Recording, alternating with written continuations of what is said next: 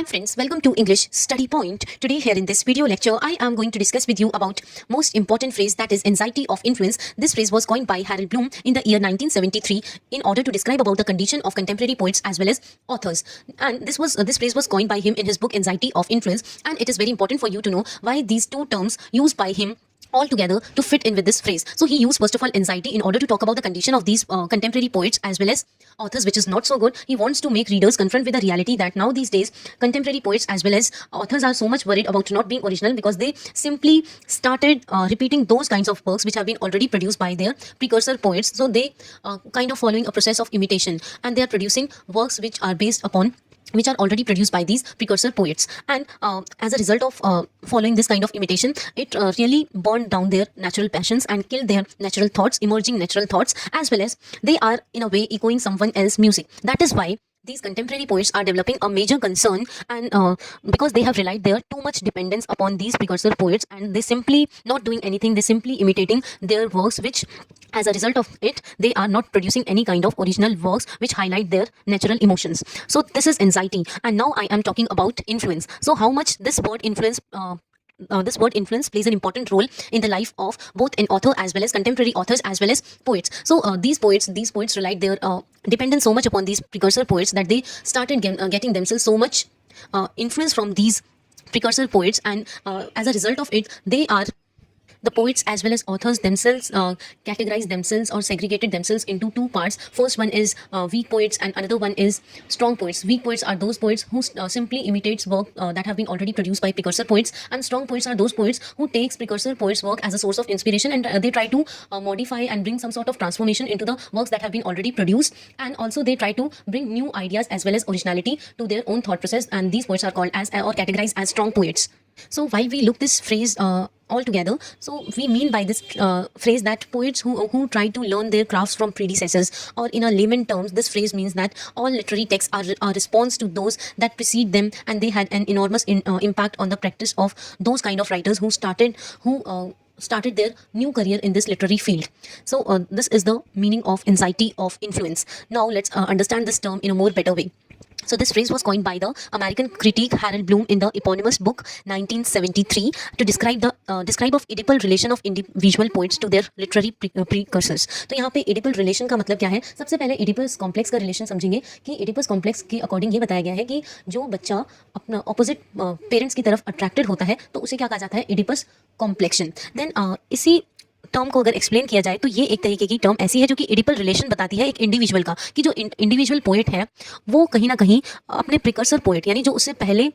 बन चुका है पोएट उससे ज़्यादा काफ़ी ज़्यादा इंस्पायर होते हैं। यानी जो न्यू पोएट्स होते हैं वो अपने प्रिकर्सर पोएट से काफ़ी ज़्यादा इंस्पायर होते हैं एंड उन्हें इमिटेट करने की कोशिश करते हैं, एंड इस इमिटेशन के प्रोसेस में उनको क्या होता है, जब भी वो किसी वर्क को क्रिएट करने की कोशिश करते हैं तो वो ना केवल उनको इमिटेट करते हैं, इन प्रिकर्सर पोएट का इन्फ्लुएंस उन पर कुछ इस तरीके से पड़ता है कि वो उनके पूरे के पूरे वर्क को एज इट इज़ वे में इमिटेट कर देते हैं, जिन्हें हम स्ट्रॉन्ग पोएट्स की तरह जिन्हें हम वीक पोएट्स की तरह हम उन्हें डिस्क्राइब करने की कोशिश करते हैं। तो इसका मतलब है this phrase was coined by the American critic Harold Bloom in the eponymous book to describe of the Oedipal relation, कि एक इंडिविजुअल पोएट का, यहाँ पर इंडिविजुअल पोएट का मतलब है कि जो एक न्यू पोएट है जिसने अभी अभी लिखना शुरू किया है उसका रिलेशन बताया गया है प्रिकर्सर पोएट के साथ कैसा होता है। वो ऐसा कुछ इस तरीके का होता है, वो कुछ ज़्यादा ही उससे इन्फ्लुएंस हो गया होता है, एंड जब वो एक नया वर्क क्रिएट करने की कोशिश करता है वो उस वर्क को यानी अपने प्रिकर्सर पोएट के पूरे वर्क को ही इमिटेट कर लेने की कोशिश करता है। तो उसे इस वे में एक न्यू पोएट को जब वो इस तरीके की इस वे में इमिटेट करने की कोशिश करता है तो उसे वीक पोएट डिस्क्राइब किया जाता है। So this phrase was coined by the American critic Harold Bloom in the eponymous book to describe of the Oedipal relation of individual poets to their literary precursors. While studying insights about romantic poets, Bloom puts forth his central vision of the relation between tradition and the individual artist. तो जब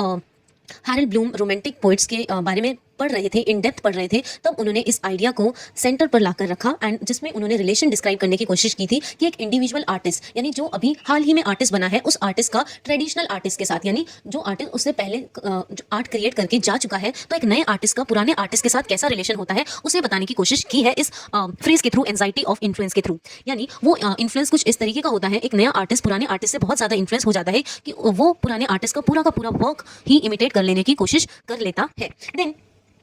it described concept of influence affects authors and poets. Yes, जो influence का concept है वो author और साथ ही साथ poet को काफ़ी ज़्यादा इन्फ्लुएंस करता है, क्योंकि ये जो नए ऑथर्स होते हैं या फिर नए पोइट्स होते हैं जिन्होंने हाल ही में अपना लिटरेरी फील्ड में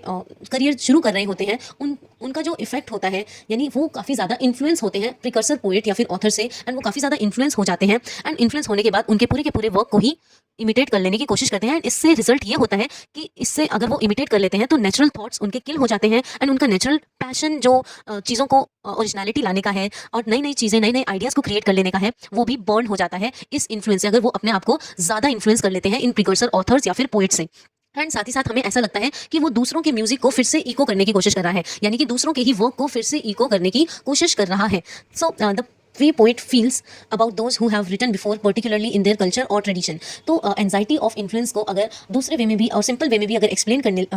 किया जाए तो इसका मतलब है कि एंजाइटी ऑफ इन्फ्लुएंस एक तरीके की फ्रेज है जिसके थ्रू हमें पता चलता है न्यू पोइट्स के चीज़ों को इमिटेट करने के वे का पता चलता है कि वो किस तरीके से अपने कल्चर में या फिर अपने ट्रेडिशन में आए हुए प्रिकर्सर पोइट्स को किस तरीके से वो उनके वर्क्स को इमिटेट कर रहा है, उनको लिखने की कोशिश कर रहा है। All poets must confront their precursor in a quasi Oedipal struggle. Yes, हर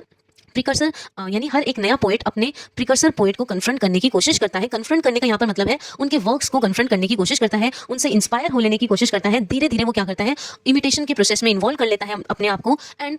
एक टाइम के बाद वो धीरे धीरे सारा का सारा वर्क उनका इमिटेट कर लेता है, जिससे क्या होता है वर्क्स में ओरिजिनलिटी नजर नहीं आती। वो उन्हीं वर्ड्स को बार बार रिपीट करते रहते हैं जो कि पहले प्रिकर्सर पोइट्स द्वारा लिखे जा चुके हैं। So when a poet reads a work of literature he might be influenced by it. जब भी एक नया पोएट किसी भी दूसरे पोएट का यानी प्रिकर्सर पोएट का वर्क रीड करता है तो वो काफ़ी ज़्यादा प्रिकर्सर पोएट से इन्फ्लुएंस और इंस्पायर होता है, and this influence can lead to imitation. And यही इन्फ्लुएंस, इस इन्फ्लुएंस का रिजल्ट क्या होता है, इससे एक पोएट या फिर कोई भी ऑथर अपने आप को इमिटेशन के प्रोसेस में इन्वॉल्व कर लेता है और work on a slightly different plane. या तो वो अपने आप को इमिटेट कर लेने की कोशिश करता है, यानी वो प्रिकर्सर पोएट के वर्क्स को इमिटेट कर लेने की कोशिश करता है, या फिर वो प्रिकर्सर पोएट के वर्क को एज अ इंस्पिरेशन के तौर पर यूज़ करता है, उसके आइडियाज़ को इंस्पिरेशन के तौर पर यूज़ करता है, एंड उसके आइडियाज़ में कुछ ट्रांसफॉर्मेशन मॉडिफिकेशन लाने की कोशिश करता है, एंड एक नए आइडिया को जनरेट करता है। तो इससे क्या होता है, इस टाइप की फ्रेज से हमें ये पता चलता है कि पोएट्स या फिर ऑथर्स को दो डिविजन्स में कैटेगराइज कर दिया जाता है, एक तो weak poets and strong poets, then एक साइड वीक ऑथर्स या फिर स्ट्रॉन्ग ऑथर्स। तो यहाँ पर वीक ऑथर्स वो है जो सिंपली अपने आप को इमिटेशन के प्रोसेस में इन्वॉल्व कर लेते हैं, वो किसी भी तरीके के चेंजेस को लाने की कोशिश नहीं करते हैं, एंड स्ट्रॉन्ग पोएट्स या फिर स्ट्रॉन्ग ऑथर्स वो हो जाते हैं जो कि सिर्फ और सिर्फ प्रिकर्सर ऑथर के वर्क्स को या फिर प्रिकर्सर पोएट के वर्क्स को एज अ इंस्पिरेशन के तौर पर यूज करे, एंड साथ ही साथ उनके आइडियाज में कुछ ट्रांसफॉर्मेशन या फिर मॉडिफिकेशन लेकर आए, एंड एक अपना ही नया आइडिया ओरिजिनेट करने की कोशिश करे जिससे हमें ओरिजिनलिटी नजर आए। Then he by coining this term tries to highlight the dichotomy between strong as well as weak poets. तो अभी मैंने बताया कि अगर इस टर्म को उन्होंने कॉइन किया है तो वो इस टर्म को कॉइन करने के साथ साथ डिफरेंस बताना चाहते हैं स्ट्रॉन्ग और वीक पोइट्स के बीच में। Strong poets takes precursor as their source of inspiration, and weak poets are only able to idealise and simply they imitate their precursors. And also I want to also add on few points. So we also categorize these strong poets as successful poets. Why they are successful poets? Because they consider the ideas gained from past writers to become more experimental with the identified. यानी जो इनको ideas इन्होंने precursor poet से grab on करने की कोशिश की है, उनमें ये transformations लेकर आते हैं, modifications लाते हैं, and फिर उनमें changes लाकर एक नया idea create on करने की कोशिश करते हैं. And they look at the successes as well as achievements of past scholars. Authors can implement different ideas to transform human relations with the environment. तो ये क्या करते हैं, ये अपने successors और साथ ही साथ precursors की achievements के बारे में जानते हैं, पास्ट स्कॉलर्स ने क्या क्या अचीव किया, एंड फिर ये क्या करते हैं, उन ऑथर्स के डिफरेंट आइडियाज को इंप्लीमेंट करते हैं। देन ये ट्रांसफॉर्मेशन लेकर आते हैं ह्यूमन रिलेशंस के बीच में, और साथ ही साथ एनवायरनमेंट के अंदर कुछ नए ट्रांसफॉर्मेशंस लाने की कोशिश करते हैं। बट ये प्रिकर्सर पोएट के जो कंटेंट होता है उन्हें ये एक तरीके से सोर्स के रूप में यूज़ करते हैं, ना कि पूरी तरीके से इमिटेट नहीं करते हैं। Then they also utilise their styles effectively and they will transform the natural environment and eventually become more creative. तो स्ट्रॉन्ग पोइट्स को मोर क्रिएटिव पोइट्स भी बोला जाता है, क्योंकि इन्होंने चीज़ों को इमिटेट करने की कोशिश नहीं की, बल्कि इन्होंने उन चीज़ों को सोर्स माना, एंड उस सोर्स के थ्रू इन्होंने कुछ ना कुछ नया क्रिएट करने की कोशिश की, कुछ क्रिएटिव आइडियाज़ डिस्कवर करने की कोशिश की, जो कि हमारी इस सोसाइटी के लिए बेनिफिशियल हो सके, ह्यूमन रिलेशंस को स्टैब्लिश करने में काम आ सके, एंड साथ ही साथ एक नया एनवायरनमेंट फिर से क्रिएट हो सके इनके आइडियाज़ के through. Then with this particular video lecture ends here. Hope this lecture will help you in your UGC NET English Literature exams.